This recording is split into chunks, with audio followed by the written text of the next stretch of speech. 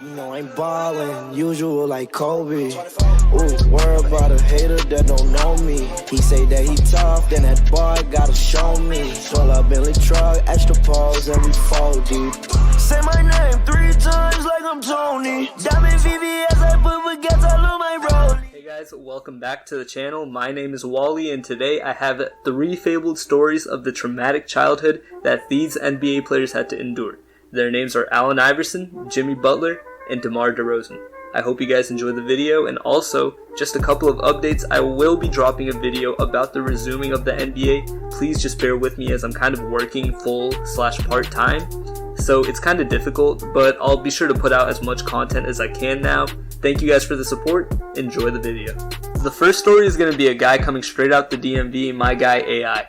Allen Iverson was born in Hampton, Virginia on June 7th, 1975. The only problem with this was his mother was only 15.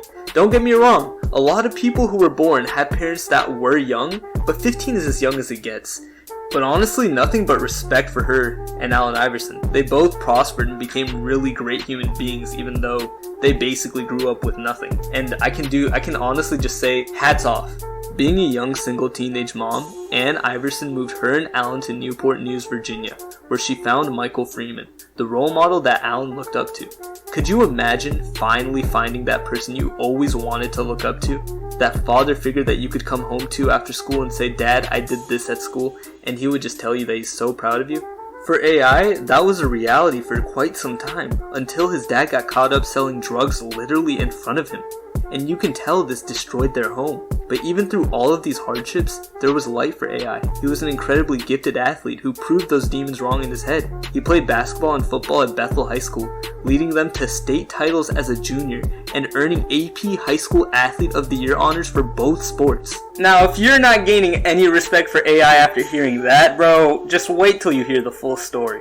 However, it's not all sunshine and rainbows for everyone. On February 13th, 1993, Allen Iverson and his other African-American teammates went to Circle Lanes to bowl. Let me just state, they are African-American. And you know these jocks gotta get lit and throw down somehow. I mean, shit. They're fucking jocks. They're trying to get lit. So, I mean, they're obviously gonna be making noise. And they did receive a lot of warnings beforehand. They got many warnings from the workers, from other people saying, like, calm down, stop continuing your harassment. Like, it was just a whole big situation where it could have been de-escalated but wasn't because they were just having fun. So as they continued to party, they were getting lit, but AI noticed someone giving him a dirty look. Like a genuine dirty look, which made him think, yo, what the fuck? Why are you looking at me like that? And let me just state, the guy who gave him a look and his group, all white. This is not a race thing, but let me just tell you the full story because it gets even worse.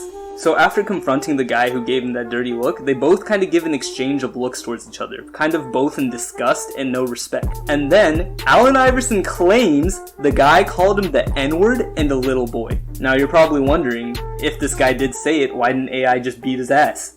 Well, you gotta understand, Forrest is a 6'2", 200-pound person who carries a few felonies of his own, such as possession of cocaine. So both of these guys know clearly what they're getting themselves into. Obviously, if they continue this commotion, then it will lead up into a bloody brawl, which it did. Chairs flying everywhere, left and right. AI and his team destroying that other group. But in the end, 2 random people who weren't even part of the situation were unconscious, and the police just arrived. Now this is where race comes into play.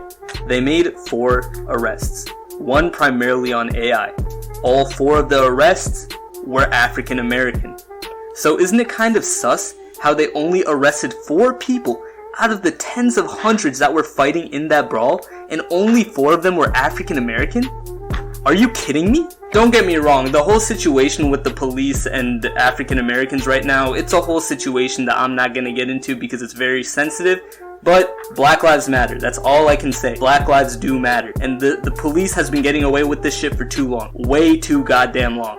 But in the end, he was convicted of 3 felony charges and up to 15 years of prison. Thank God that Allen Iverson had the back of his governor, and God apparently, because Virginia Governor Douglas Wilder granted him clemency and he reserved a chance to play for Georgetown University. Not only is this such a big deal because AI could have went to jail, but they literally swiped away everything because they knew how bullshit the arrest was. You guys gotta understand that if he did go to jail, he would not be playing for Georgetown.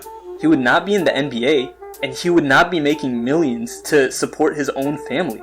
It would be a whole situation where his life would literally be over. Thank God that luck was on AI's side, because if we never watched this player play, who knows how different the NBA would be, right? But Allen Iverson took full complete advantage of this situation. He attended Georgetown and averaged 22.9 points per game and winning Defensive Player of the Year award twice. As a sophomore, he led Georgetown to the Elite Eight and was named first team All-American. He was then later selected number 1 overall by the Philadelphia 76ers, and the rest is history.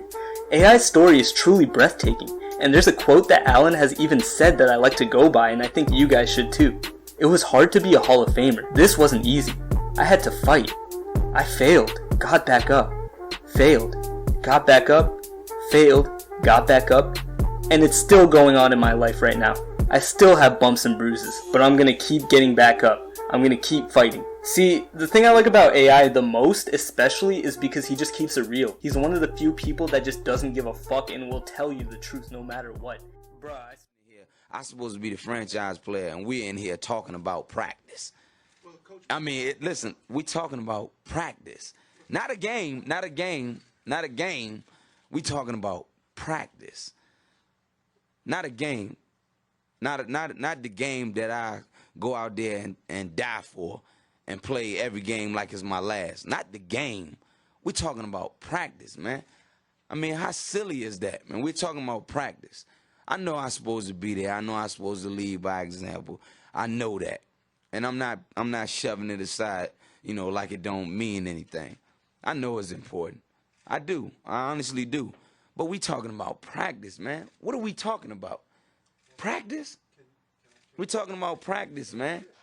Moving on to the next player on our list is Jimmy G Buckets. This guy right here is my role model. Let me just get that straight. I have nothing but respect for what he's done in Chicago and how he's touched millions of us fans here.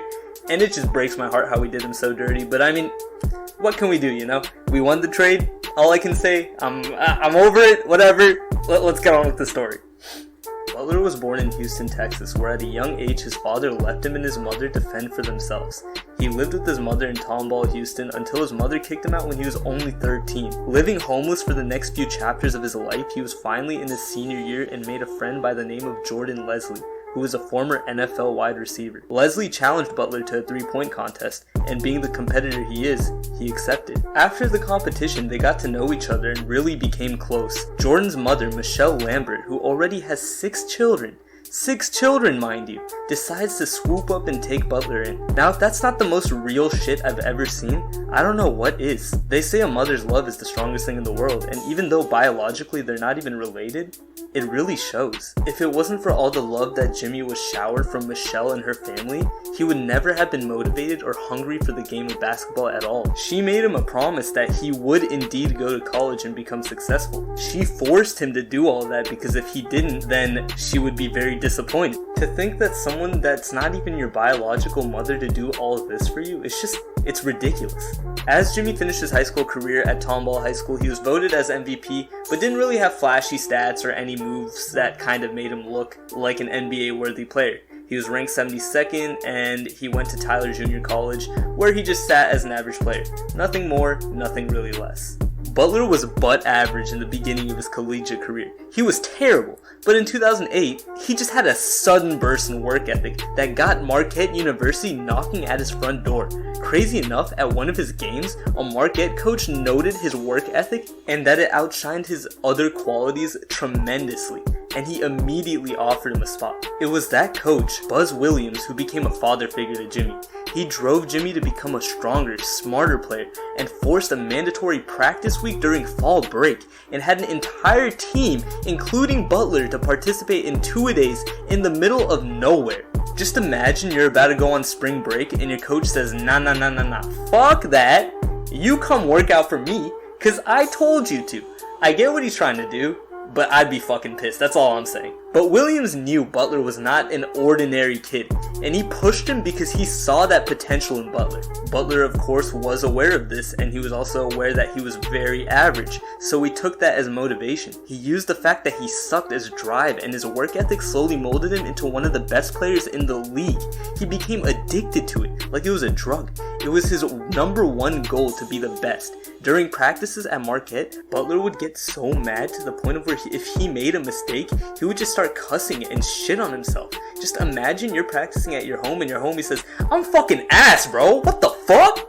Like, the fuck are you gonna do? Just look at the man's?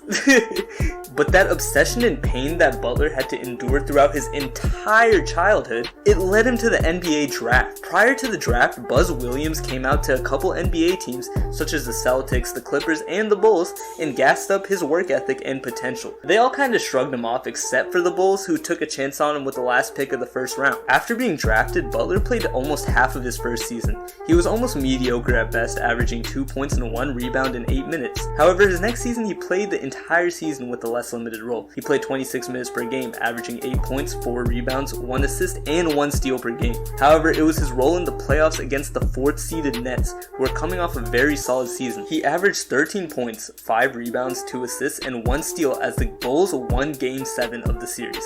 He continued to strive, and against the Heat, he dropped 21 points in the first game. On D-Wade, by the way. The Bulls did lose in Game 5, which sucked. But I mean, it was a great learning experience for Butler. It molded him into a stronger player today who is not afraid to speak his mind about anything. There's a reason he beat the Timberwolves team with literally second stringers. Like, this guy, even though the narrative makes him look like a demon, he is such a great guy, and he genuinely just wants to win. Moving on to the final guy, DeMar DeRozan. I like this guy a lot, especially because he always got that chip on his shoulder. He always got something to prove. DeMar DeRozan grew up in Compton in Arenby Avenue? I think that's how you I'm not trying to butcher anything. Anyways, he really only had one identity, and that was being a Crip. He says, "It's the first thing you feel accepted by. It's all I knew. I look back on it now, and it makes no sense. But growing up, it made perfect sense." Now you gotta really empathize for DeMar DeRozan here, because honestly, it does. When you're a kid and you're misguided, you have nothing. You have no identity. And when you have no guide helping you, you're lost. And he only had Crips to look up to because that's all he saw. His uncle, everyone was a Crip. At age 5, DeMar attended his Uncle Kevin's funeral, who DeMar says was if someone famous has died, kind of like a parade, because apparently his uncle was a very known Crip. Growing up, DeMar always saw death, no matter which step he took or where he took it. Diane DeRozan, his mother, said, "I've seen so many funerals in the hood, I lost count, but that was the first time DeMar knew of death." Of course, death continued in DeMar's life. DeMar even said, "You remember that feeling? It's kinda sickening." That's just heartbreaking to hear from a man who's seen so much death. It's just depressing, man. Like, imagine going through all of that and just trying to survive, you know? Things begin to take a shift in DeMar's life, and his dad begins to train him in sports. His dad was a 260, 6'4" guy, so you can imagine he probably abused the living shit out of him. He would call him some names like "you soft," "crybaby," "your opponent ain't gonna care," "you ain't shit." All of this shit would be anger towards DeMar, and it would lead him to explode with emotions, and sometimes scream at his mom. But his mom took quick note, saying, "The madder he got, the better he played." So it was kind of clear that his dad was the main driving force for his work ethic. Of course, his life took a downward spiral as he began to nurture his bond with his father. One day, when DeMar was in 7th grade, him and Frank, his father, were going to his half-brother's house to visit. When they were on the road, his father kept swerving right, and DeMar took quick note. It was weird to think for DeMar. He was like, "Why do you keep swerving right?" But he didn't ask him that. And when they made it to the house, he noticed that Frank couldn't even lift up a domino. So it was really sus. Of course, the next day, Frank DeRozan has a stroke and tells DeMar, "I can't die. I can't die until I see you make it." Wow. I couldn't even bear the pain or emotions that he was probably going through. It's crazy. He's always been done dirty, you know? First this, then being traded to a washed San Antonio team and being separated from fucking Kyle Lowry. Like, this is sick, bro. I mean, shit. But now that the... Let's start off just talking about something bigger than basketball. You recently came out and kind of expressed your battles with mental health and depression, which is an issue across our country right now. What was the genesis of that, and what were you hoping to cause happen? I think, have it be something that, I know a lot of people ashamed to talk about it. Even myself for a long period of time, people wonder why I was such a quiet guy, and that was part of it, not wanting to speak out about it, not wanting other people to know exactly what I was going through. But, you get to a certain age and, where you feel like it's all about helping others. It's not about you just being a selfish person about the things you're going through. Other people going through stuff as well.